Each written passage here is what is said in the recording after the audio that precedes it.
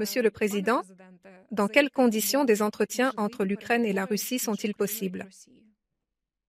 À condition que l'Ukraine ne soit pas seule face à la Fédération de Russie. Dans les conditions où l'Ukraine sera forte, que peuvent être les entretiens seul à seul avec un meurtrier? Si nous parlons seul à seul avec Poutine, simplement avec un meurtrier, et que nous nous trouvons dans les conditions dans lesquelles nous nous trouvons actuellement, sans être renforcés par certains éléments importants, alors je pense que c'est le début, un statut de perte de ces entretiens pour l'Ukraine. Il ne s'agit pas ici d'une fin équitable de la guerre, et certainement pas d'une paix juste pour l'Ukraine et le monde entier. Par conséquent, dans une situation de faiblesse, il n'y a certainement rien à faire dans ces entretiens. C'est pourquoi la position du président élu Donald Trump est très importante, une position importante, une attitude très importante de l'Amérique envers l'Ukraine. Non-changement de cet état d'esprit signifie non-changement de la politique aux États-Unis. Ils sont du côté de l'Ukraine aujourd'hui. C'est important.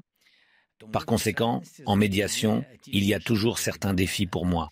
N'importe qui peut être un intermédiaire.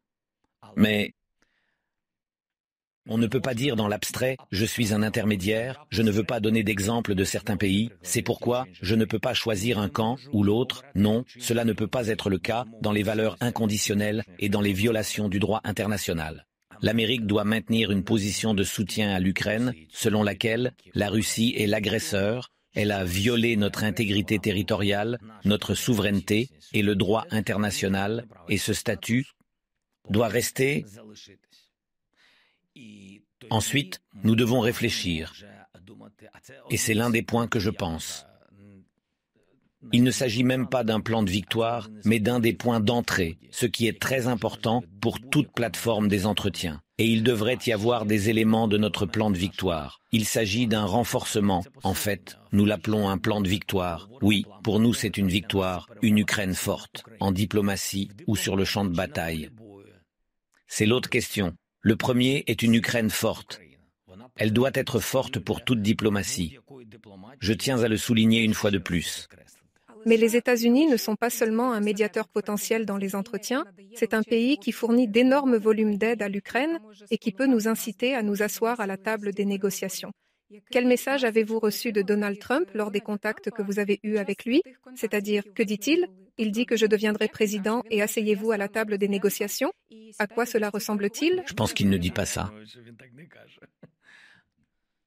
Nous sommes une Ukraine indépendante et je pense que pendant cette guerre, notre peuple et moi-même personnellement, lors des entretiens avec les États-Unis d'Amérique et avec Trump et Biden et d'autres dirigeants européens, avons prouvé que nous,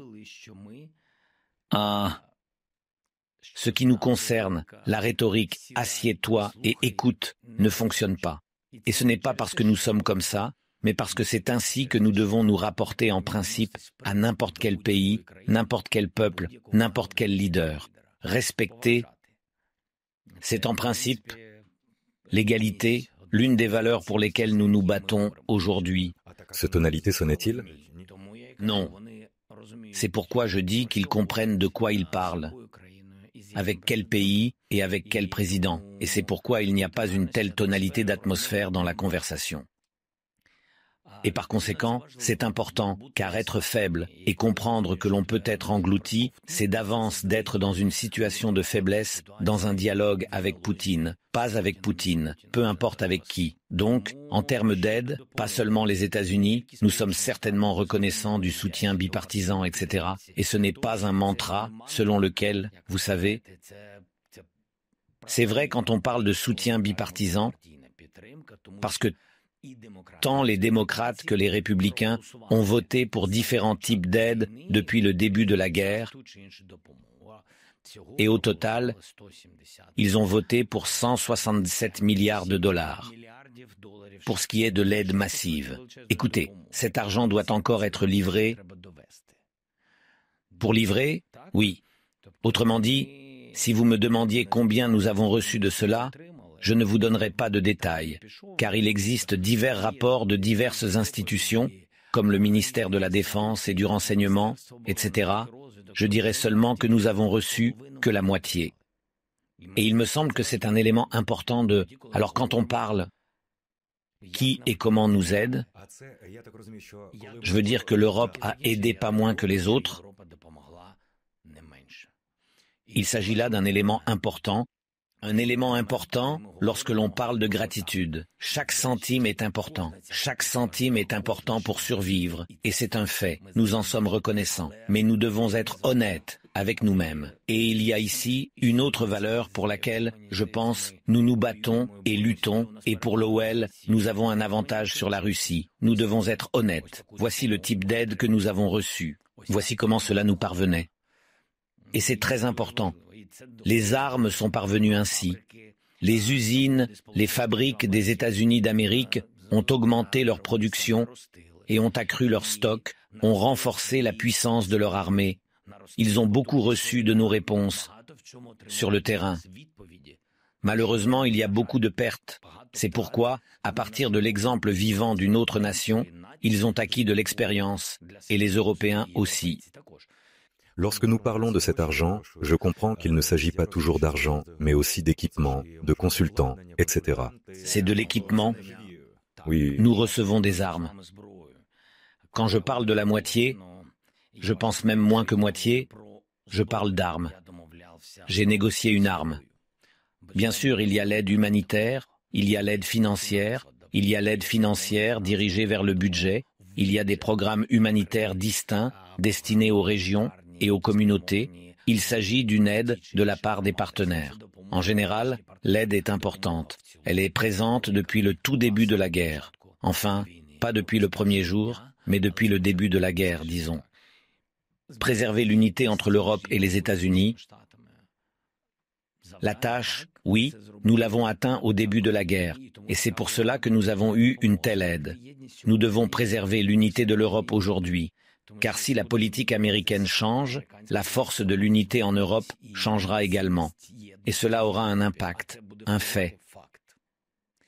Cela affectera-t-il l'augmentation de l'aide? Non, elle ne peut qu'entraîner une diminution si l'unité de l'Europe est affaiblie. Par conséquent, de nombreuses tâches différentes doivent être résolues avant d'avoir une position forte en diplomatie avec l'ennemi. Pensez-vous que Donald Trump attendra et nous aidera à avoir cette position forte? Nous ferons tout ce qui est en notre pouvoir. Nous l'avons eu avec lui. Une très bonne réunion en septembre, en fait, positive, absolument compréhensible. De notre côté, argumentée. La base sur laquelle nous nous tenons, il l'a entendu. Je n'ai rien entendu contre notre position. C'est sans aucun doute une période électorale. Peut-être que les choses seront différentes une fois que le président sera à la Maison-Blanche, après le processus d'investiture, nous verrons. Après cela, je l'ai félicité pour sa victoire et nous avons également eu une bonne conversation. Il a dit qu'il voulait mettre fin à la guerre, mais qu'il voulait aider et qu'il était du côté du soutien de l'Ukraine et des Ukrainiens. Il apprécie hautement notre force, notre intégrité et notre courage. Autrement dit, l'ambiance dans nos conversations était jusqu'à présent bonne. Regardons plus loin. Comment va-t-il faire pour amener Poutine à la table des négociations? Pour autant que nous puissions le constater, il se montre très confiant dans sa capacité à y parvenir. Je pense que Poutine ne veut pas la paix. Pas du tout. Mais cela ne veut pas dire qu'il ne veut pas s'asseoir avec l'un ou l'autre des dirigeants. Parce que pour lui, c'est la destruction de l'isolement politique qui a été construit depuis le début de la guerre. Et pour lui, c'est avantageux. S'asseoir, parler et ne pas se mettre d'accord. Je dirais que c'est avantageux pour Poutine. Eh bien, tout d'abord, imaginez qu'il ne puisse pas sortir, en fait, dans le monde civilisé. Pour parler, négocier, cela signifie qu'il doit sortir quelque part et donc il doit débloquer cela. C'est la destruction, encore une fois, de cette isolation qui a été construite par le monde civilisé à cause de son meurtre des Ukrainiens. Et c'est un grand travail accompli, c'est-à-dire que ce sont des étapes de ce que je considère comme un processus de désisolement concernant Poutine en tant que politicien. Donc, il est avantageux pour lui de s'asseoir, mais il n'est pas avantageux pour lui de négocier. Il est avantageux pour lui de négocier aujourd'hui sur des conditions de capitulation de notre part. Oui, c'est avantageux pour lui, mais qui va lui donner cela? Eh bien, personne ne lui laisse pas faire. Imaginons une situation où ces négociations deviennent possibles sous certaines conditions. Et quelles sont nos lignes rouges dans ces négociations? Parce qu'il y a eu beaucoup de versions de la façon dont ces négociations pourraient se terminer de la part des membres de l'équipe Trump au cours des derniers mois. Il y a différentes voix, voyez-vous, dans l'entourage de chaque président. Il y a différentes voix qui accomplissent telle ou telle tâche, tel ou tel devoir. Parfois, vous et moi ne nous rendons même pas compte de la raison pour laquelle elles le font. Quelque part, ils examinent la réaction des sociétés, la leur et d'autres, avec lesquelles ils doivent négocier.